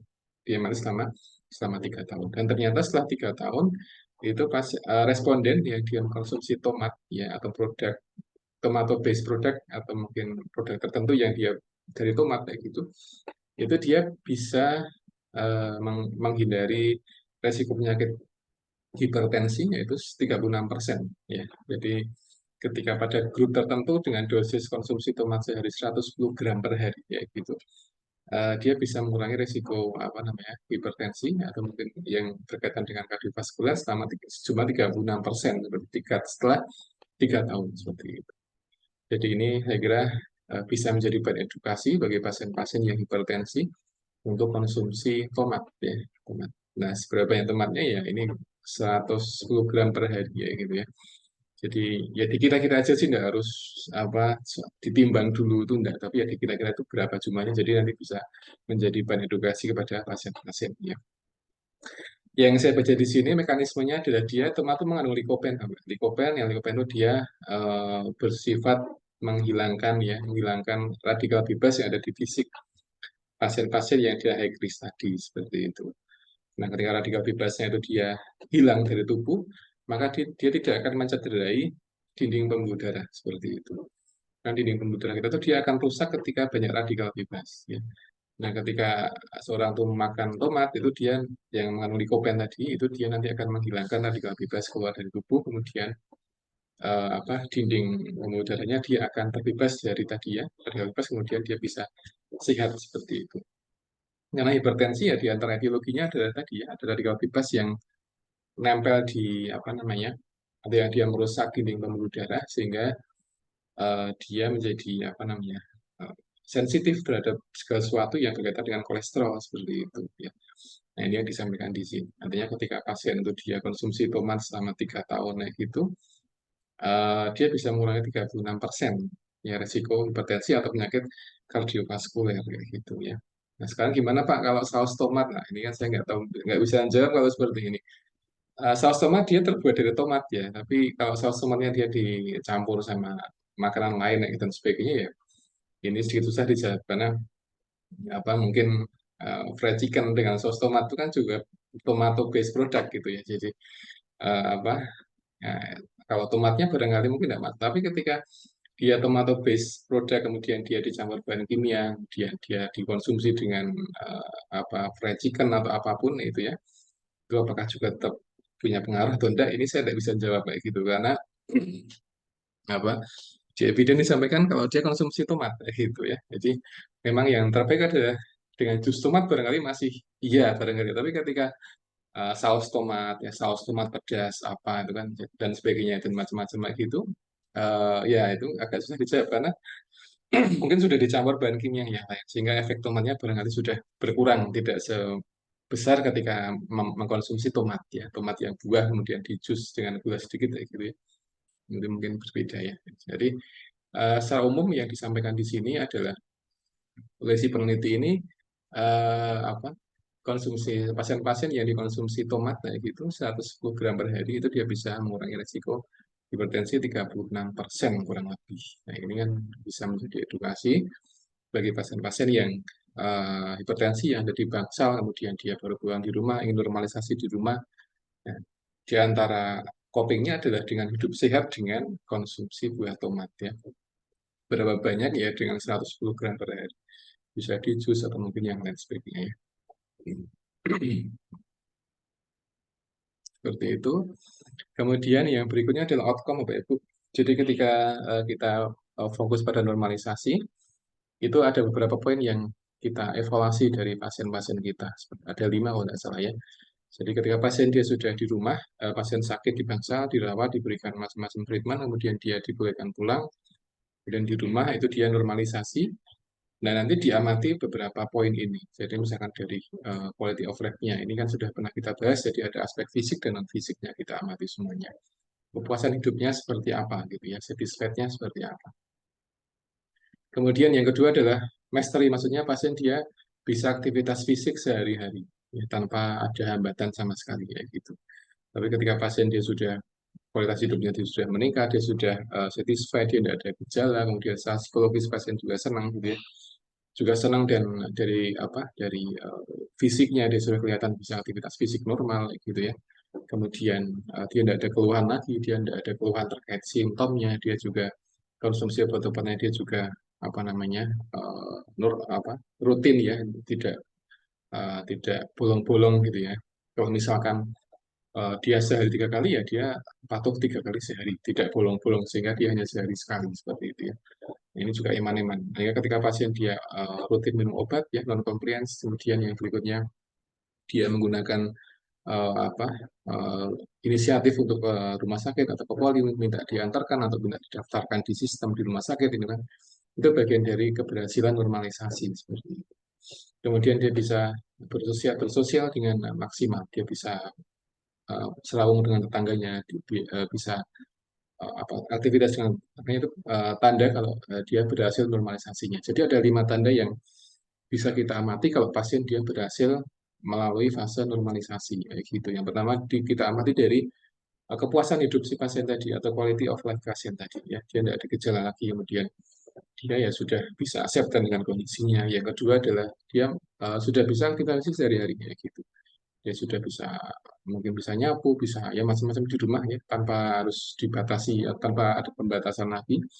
Yang ketiga adalah nggak ada keluhan kayak gitu dan dia patuh dengan medikasinya ya. Sekalipun pasien dia sudah di rumah tetap kadang masih diminta untuk konsumsi vitamin atau menghirup obat-obatan lain yang masih dibawa dari rumah sakit. Yang keempat adalah dia inisiatif untuk periksa gitu. Jadi pasien dia inisiatif pengen periksa atau minta didaftarkan di sistem atau apa itu kan satu keberhasilan yang bagus. Ya.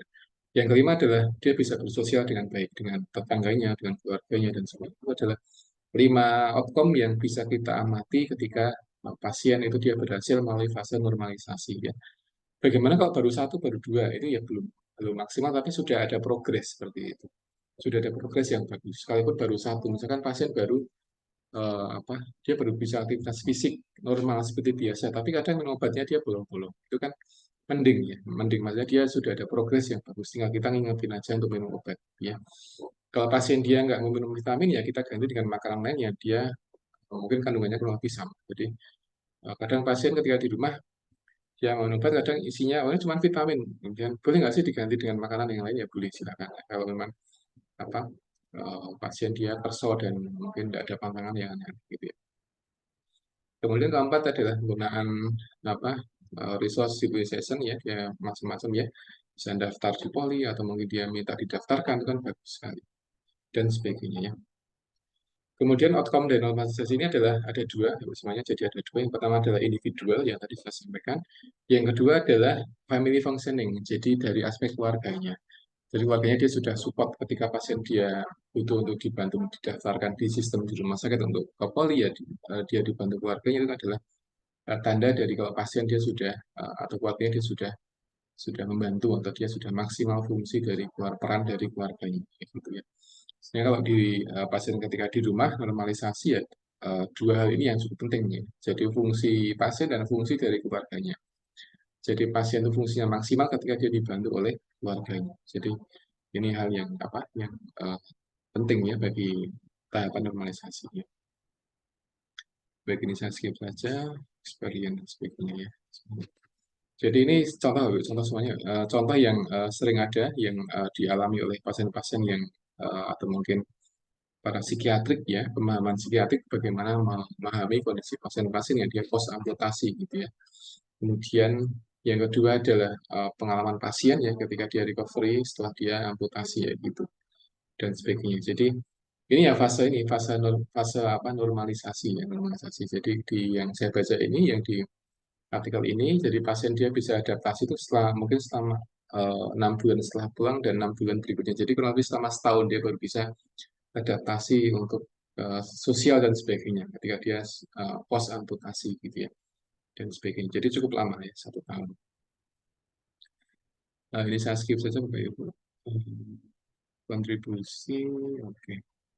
Nah, ini peran perawat ya. Jadi peran perawat di konsep ini adalah ada tiga kurang lebih. Yang pertama adalah ketika para perawat dia paham tentang konsep ini ya dia akan bisa lebih memaksimalkan mencari solusi atau mengkaji ketika pasien dia atau mungkin ketika diskusi sebelum pasien pulang ke rumah itu dia bisa memberikan satu solusi coping yang cocok bagi pasien dan keluarganya seperti itu ya. Jadi gives nurse the opportunity to assess individual and family coping. Jadi memberikan kesempatan pada perawat untuk mengkaji coping pasien dan keluarganya ya di sebelum dia pulang dari rumah sakit atau ketika pasien ya home care dan sebagainya. Jadi, yang kedua adalah optimizing the self-care of the patient with chronic illness according to the Orange Self-Care. Jadi bisa lebih maksimalkan apa namanya peran ini ya self-care bagi pasien ketika di rumahnya.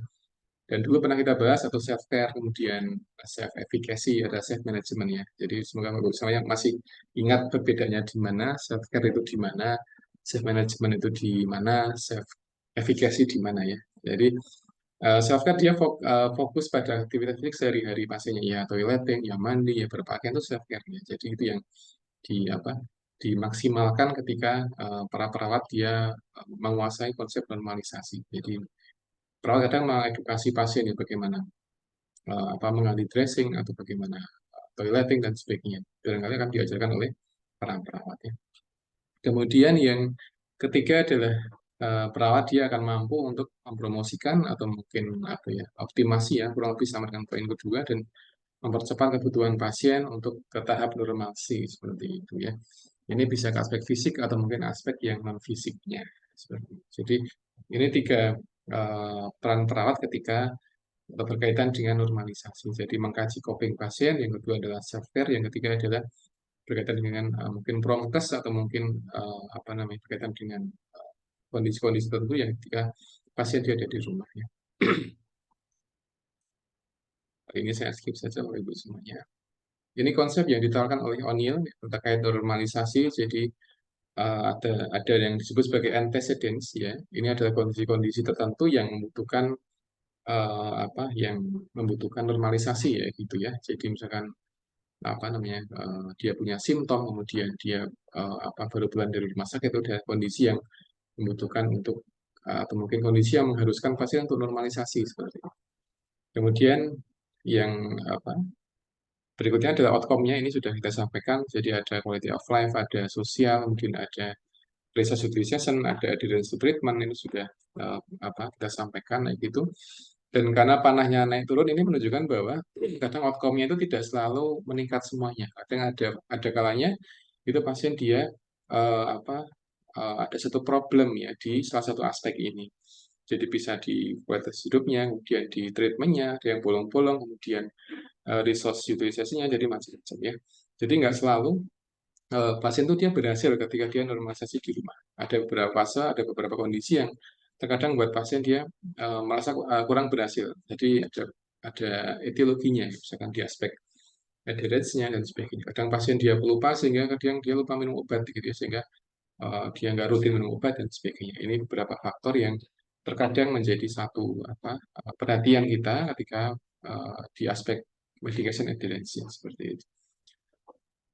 Kemudian yang paling bawah ini adalah pengaruh Bapak Ibu semuanya. Jadi ternyata normalisasi itu dia dipengaruhi beberapa aspek. Yang pertama dari social support, kemudian ada perceived control, kemudian ada disease intrusiveness dan sebagainya. Jadi ini beberapa pengaruh yang bisa membuat proses normalisasi menjadi lancar atau tidak seperti itu ya. Jadi dari aspek sosialnya, kemudian dari perceived controlnya, kemudian dari penyakitnya. Jadi itu tiga hal yang sering menjadi influence atau pengaruh di proses normalisasi.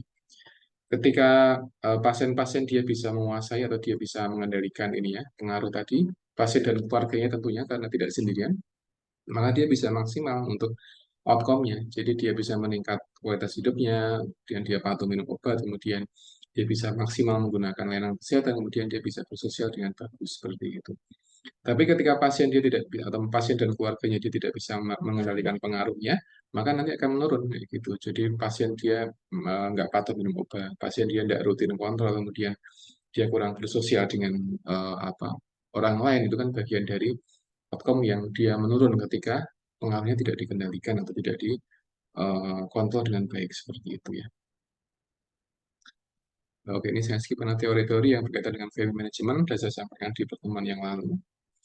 Jadi memang family management sangat erat kaitannya dengan normalisasi. Karena pasien ketika di rumah, dia tentunya akan tinggal dengan keluarganya. Nah, ketika dengan keluarganya berarti kita butuh framework bagaimana keluarga dia menangani atau berinteraksi dengan pasien-pasien yang dia baru pulang dari rumah atau anggota keluarga pasien yang baru pulang dari rumah seperti itu.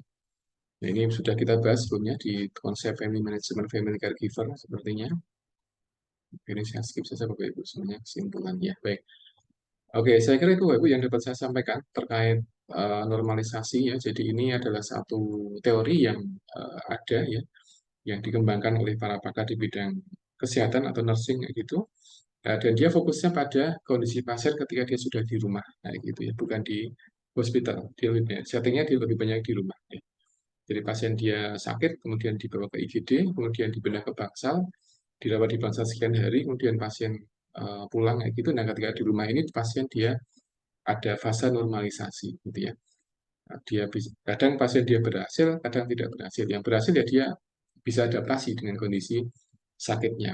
Tapi ketika kurang berhasil, nanti pasien akan masuk siklus ke IGD lagi, ke Bangsal, kemudian dia balik ke rumah lagi dan sebagainya. Jadi itu dinamika yang sering ada pada pasien-pasien kita ya.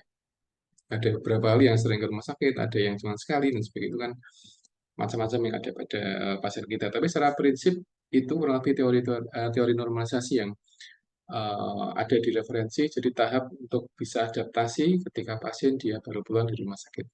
Nah, adaptasinya ada macam-macam ya. Ada dua poin yang penting. Yang pertama adalah adaptasi kognitifnya, yang kedua ada adaptasi dari perilaku.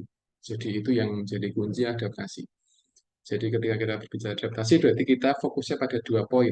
Poin pertama adalah kognitifnya dulu dikuasai, yang kedua baru perilakunya. Ketika pasien dia sudah menguasai konsep atau informasi yang ada terkait simptomnya, ya insya Allah dia akan lebih mudah untuk berperilaku baik. Ya. Cuman tidak semua pasien seperti itu. Ada pasien yang dia paham tentang bagaimana prevensi, tapi kadang dia mencuri-curi waktu untuk konsumsi sesuatu yang dia tantangan gitu ya. Jadi pasien-pasien yang diabetes atau pasien yang high kolesterol gitu ya di rumah dia makannya buah-buahan itu kadang bosan ya, bosan kemudian dia apa namanya kadang pergi sendiri kemana jajan apa kemudian pulang gitu ya. Itu yang apa ada yang di sebagian pasien yang seperti itu karena dia bosan dengan menu-menu yang diberikan menu yang manusia dia malah bosan dia kadang malah senang menu-menu yang nah ini kan berkaitan dengan kognitif fasenya ini yang jadi PR keluarga dan nakes juga ya sehingga ini butuh untuk di apa di sering-sering dimotivasi dan dinasihati pasien yang seperti ini gitu ya karena cukup banyak pasien yang kurang bisa maksimal adaptasi di rumah hanya dia kembali ke rumah sakit lagi dalam kondisi yang sama kondisi yang tidak jauh beda dengan kondisi sebelumnya gitu dan itu terkadang menurunkan ini ya apa kualitas hidup dari si pasien tadi karena dia sering bolak-balik ke rumah sakit seperti itu. Baik Bapak, sebenarnya saya kira itu yang dapat saya sampaikan. Mungkin ada pertanyaan barangkali satu atau dua terkait dengan teori ini atau mungkin ada sharing dari Bapak Ibu semuanya terkait teori ini. Silakan Bapak Ibu. Jadi ini ada chat di sini. Oh, ada Mas Fajar ya. Bagaimana caranya meningkatkan kesadaran pasien penyakit kronik terkait dengan sebab akibat yang sebenarnya mereka tahu dan paham.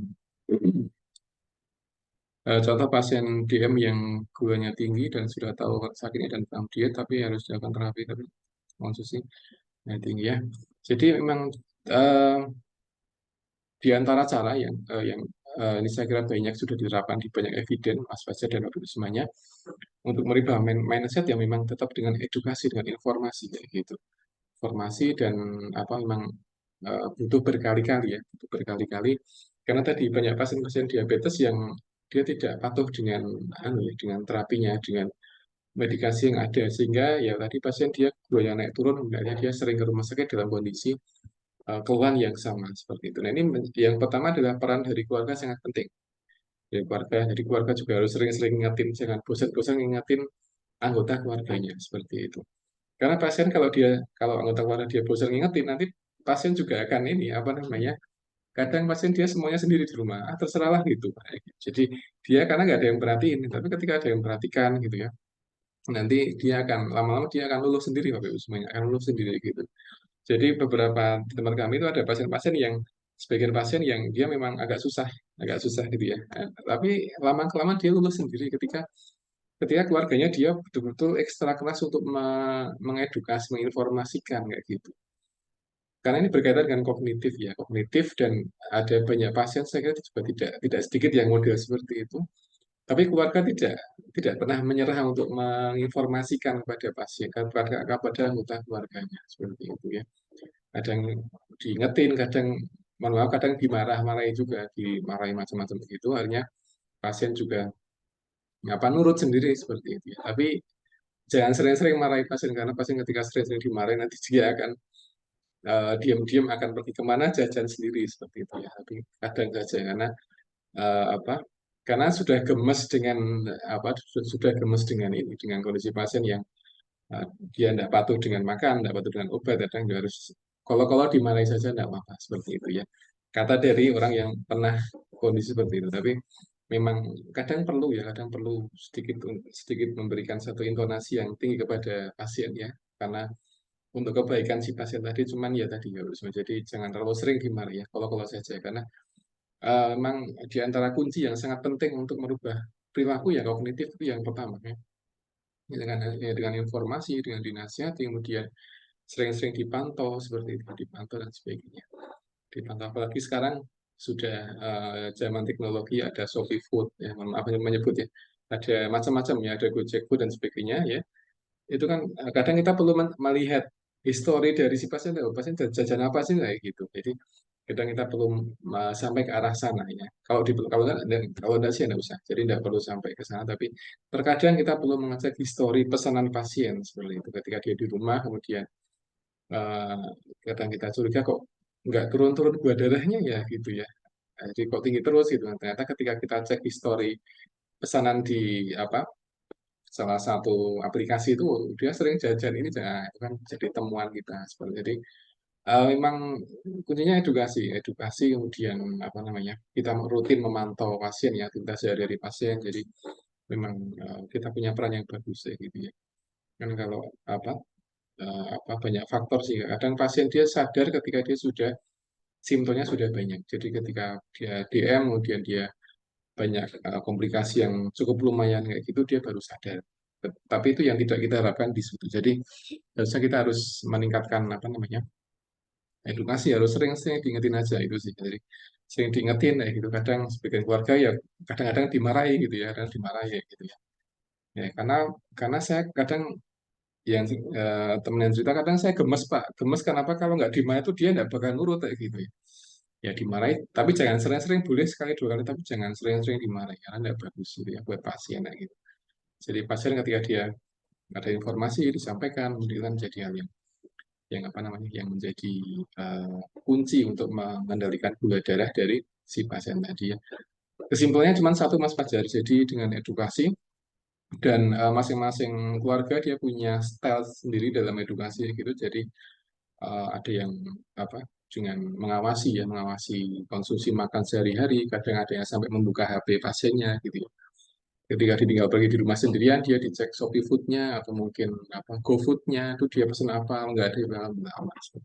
Ketika di rumah juga apa namanya disediakan makanan-makanan yang apa yang mendukung kesehatan si pasien tadi gitu. Jadi memang butuh contoh juga gitu. Jadi dari aspek apa kognitif itu diberikan informasi yang bagus ya, macam-macam diajak apa namanya atau mungkin kalau perlu ya kita mengundang tenaga kesehatan kemudian diminta untuk memberikan edukasi kepada si pasien tadi atau ketika ke poli dalam juga kita minta untuk menyampaikan dengan detail seperti itu ya.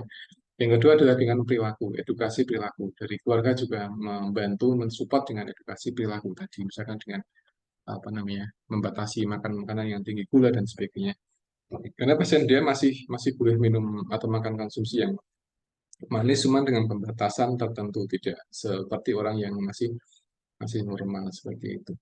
Yang ketiga, kadang sebagian pengalaman dari tetangga itu dia ditakut-takuti aja Pak gitu, takut-takutin tentang efek samping gula darah tinggi gitu. Jadi edukasi itu kan konteks secara umum ya, konteks secara umum edukasi menginformasikan sesuatu terkait penyakit tertentu ya. Tapi beberapa tetangga itu menyampaikan kalau saya kadang malah saya takut-takuti dengan apa namanya dengan kondisi tertentu, misalkan nanti kalau kamu nggak patuh nanti seperti ini seperti ini. Itu ada kalanya benar dan ada kalanya kalau terlalu sering juga nggak benar juga ya gitu ya. Jadi ada kalanya kita menyampaikan efek samping dari gula darah tinggi itu boleh ya, tapi dengan penyampaian yang bagus seperti itu ya. Jadi beberapa apa namanya implementasi yang ada di artikel, kemudian kadang saya melihat beberapa tetangga yang dia punya keluarga diabetes dan kadang saya meng-cross check-nya di sana. Dan saya tanya, Pak, itu gimana cara menasihati anunya, putranya atau siapa yang sakit kayak gitu dia. Saya tuh gini-gini, kadang saya marah juga, Pak. Kadang saya takut-takuti kadang apa gitu. Tapi ya akhirnya dia lama kelamaan juga anu sendiri ya, patuh sendiri ya gitu.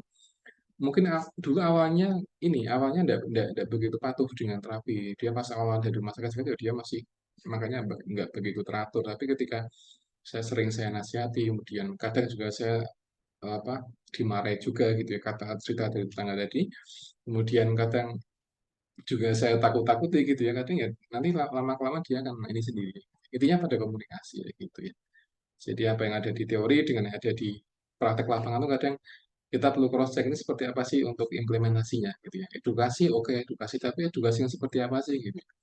Edukasi apakah edukasi menyampaikan tentang apa namanya konsepnya atau apa, tapi kepada sebagian tetangga itu dia malah lebih real, jadi ya sering-sering dikandani saja gitu aja. Karena ketika sering dikandani kemudian dimotivasi, kemudian kadang juga diselingi dengan dimarah-marahi, kadang juga diselingi dengan apa namanya dengan ditakut-takuti, itu kadang pasien juga lama-kelamaan akan nurut seperti itu.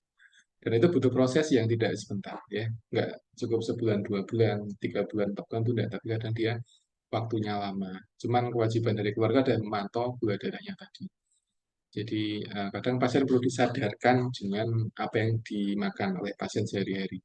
Kalau kamu makan ini nanti gula darahnya sekian, makan ini sekian. Jadi ini pasien akan bisa berpikir gitu ketika dia gula darahnya tinggi, ketika dia makan makanan dengan gula darah tinggi nanti sebenarnya gula darahnya akan akan apa namanya ikut naik dan sebagainya. Kalau kamu nggak olahraga nanti akan seperti. Jadi sudah ada beberapa informasi yang disampaikan oleh keluarga dengan pasiennya. karena bahasa bahasa keluarga dengan bahasa kita tuh berbeda Bapak Ibu semuanya. Ya, misalkan saya edukasi pasien DM gitu ya, tertentu gitu ya. Itu bahasa yang saya gunakan dengan bahasa yang digunakan si keluarga pasien barangkali berbeda gitu ya. Dan apa? Sama-sama bahasa Indonesia, tapi apa ya? eh, ada satu hal yang itu kadang membuat pasien itu dia lebih paham dinasihati oleh keluarganya seperti itu ya.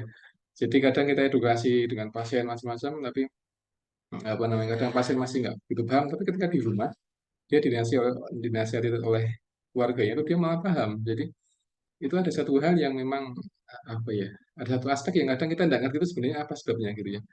Makanya kita perlu memaksimalkan peran dari keluarga tadi, keluarga untuk memberikan informasi kepada pasien-pasien yang keluarga yang di rumah untuk diberikan apa namanya informasi terkait penyakit DM tadi seperti itu. Jadi sama-sama bahasa Indonesia, tapi ketika yang menyampaikan adalah orang lain seringkali berbeda hasilnya seperti itu. Nah, keluarga lebih paham bagaimana cara mengungkapkan sesuatu kepada anggota keluarga yang sakit tadi ya. Jadi kadang ketika dibawa ke poli dalam itu dokter sudah menyampaikan A, B, C, D sampai Z sudah banyak disampaikan. Nah, kadang pasien masih belum begitu clear dengan apa yang disampaikan oleh si dokter tadi atau mungkin dengan perawat tadi. Tapi ketika pasien di rumah pulang ke rumah ketemu keluarganya, keluarganya menyampaikan kembali dengan apa yang disampaikan oleh nakes tadi, kadang pasien baru ngeklik, oh iya seperti ini. Jadi ternyata eh, keluarga yang menjadi apa menjadi poin penting dalam keberhasilan normalisasi tadi ya. Keluarga makanya dalam segala aspek apapun itu di hospital itu keluarga tetap dilibatkan karena dia yang akan menjadi caregiver 24 jam atau 25 jam ketika pasien dia di rumah seperti itu. Kadang tenaga kesehatan sudah edukasinya luar biasa, sudah kita berikan leaflet, sudah berikan macam-macam. Tapi kadang pasien enggak, ini kurang, sebagian pasien dia kurang paham nah gitu ya. Sekalipun kita sudah menggunakan leaflet bahasa yang paling gampang sekalipun, itu kadang pasien masih belum bisa nangkap dengan apa yang kita sampaikan. Tapi ketika pasien di rumah, dia ketemu keluarganya, kemudian dia ngobrol dengan keluarganya, keluarganya yang ngasih tahu pasien itu malah pasien malah oh iya seperti itu kayak gitu ya. Ada kondisi seperti itu contohnya.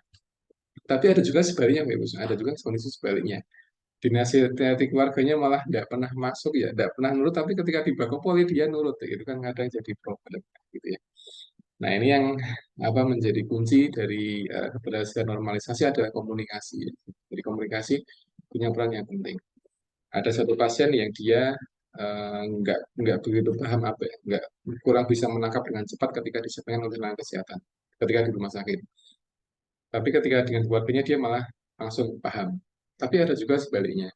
Jadi ketika di rumah itu keluarganya sudah sampai sudah ngandani berulang kali dan macam-macam, itu pasti kadang tidak mau nurut. Tapi ketika dibawa ke poli, kemudian di rumah sakit, diedukasi malah iya dan dia nurut. Nah ini kan dua kondisi yang berbeda yang terkadang kita temukan di tangga kita atau di lapangan seperti itu. Nah ini kan butuh satu apa solusi dengan komunikasi dengan ya banyak teknik yang bisa kita lakukan. Intinya keluarga punya peran penting untuk edukasi. Jadi cara meningkatkan kesadaran ya dengan komunikasi. Komunikasi seperti apa? Banyak yang bisa kita coba ya dengan informasi, dengan kadang ya pengalaman tetangga sebelah juga kadang dimarah-marahi, kadang apa namanya diberikan informasi ditakut-takuti gitu dalam bahasa mereka seperti itu. Dan kadang pasien juga nurut ada yang seperti itu. Dan macam-macam ada banyak teknik yang bisa kita coba ya. Tapi sekali lagi merubah kognitif, merubah perilaku orang itu tidak singkat, jadi butuh waktu yang cukup panjang gitu ya. Apalagi pasien DM yang dia harus hidup sehari-hari dengan diabetes itu ya memang kita butuh orang yang sabar dalam mengingatkan pasien tadi. Kalau memang dia belum berhasil, masih barangkali di kesempatan berikutnya dia akan berhasil. Terus harus terus dicoba seperti itu ya. Jadi antara pasien dengan keluarga harus sama-sama optimis. Kalau pasien optimisnya optimis bisa mengendalikan gula darahnya, kalau dari keluarganya optimis bisa merubah pola hidup atau perilaku dari pasiennya. Ketika dua-duanya optimis, nanti insya Allah akan bisa adaptasi kognitif dan juga perilaku seperti itu. Tapi waktunya yang tidak sebentar biasanya karena apa namanya? Mungkin pasien dia pernah pernah hidup dengan gaya hidup yang kurang sehat 20 tahun misalkan, kemudian di tahun yang ke-21 dia kena diabetes, kemudian tahun-tahun berikutnya dia harus hidup dengan pola hidup yang baru. Nah, pola hidup yang baru ini yang kadang pasien masih butuh waktu untuk adaptasi ya, dan macam-macam karena ini cukup banyak, cukup kompleks ya untuk komunikasinya sehingga memang butuh untuk di apa dirutinkan cara menasihatinya, kemudian konsisten dan sebagainya itu bagian dari komunikasi. Oke. Itu mungkin Mas Fajar yang dapat saya sampaikan intinya di ini sih di komunikasi karena komunikasi juga penting untuk merubah kognitif dan juga perilaku ya kayak gitu dan tadi pengalaman dari beberapa tetangga itu ya dia nggak sebentar sih untuk merubah perilaku orang kayak gitu. Jadi butuh waktu yang cukup lumayan lama ya dan cara komunikasinya pun juga bermacam-macam kalau yang saya perhatikan. Ada yang komunikasi yang lembut, yang halus ya, nggak marah-marah tuh ada. Ada yang kadang diseneni, di marah-marah itu ada yang takut-takut itu ada. Jadi ya mereka lebih paham bagaimana berkomunikasi dengan anggota keluarganya ya, seperti itu. Itu mungkin yang dapat saya sampaikan Mas Fajar dan Ibu semuanya. Oke. Baik, mungkin ada lagi yang ingin disampaikan untuk diskusi pada kesempatan hari ini. Oke.